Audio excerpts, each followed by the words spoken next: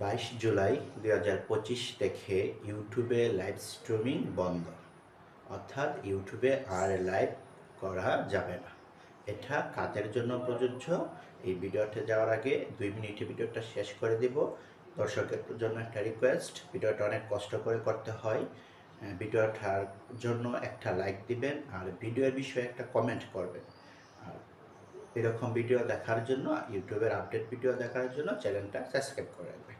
তাহলে লাইভ স্ট্রিমিংটা কারা করতে পারবে না? যারা প্রাপ্তবয়স্ক আছি আমরা তারা লাইভ স্ট্রিমিংটা করতে পারবো। আর যারা 16 বছরের নিচে কিশোরী আছে তারা এই লাইভ স্ট্রিমিংটা 22 জুলাই 2025-এর পর থেকে আর করতে পারবে না।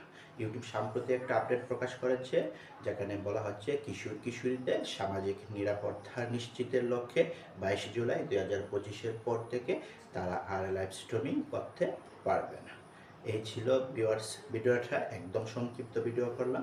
চ্যানেলটা সাবস্ক্রাইব করবেন কারণ ভিডিওটা অনেক কষ্ট করে করতে হয়। ধন্যবাদ ভিউয়ার্স ভিডিওটা দেখার জন্য।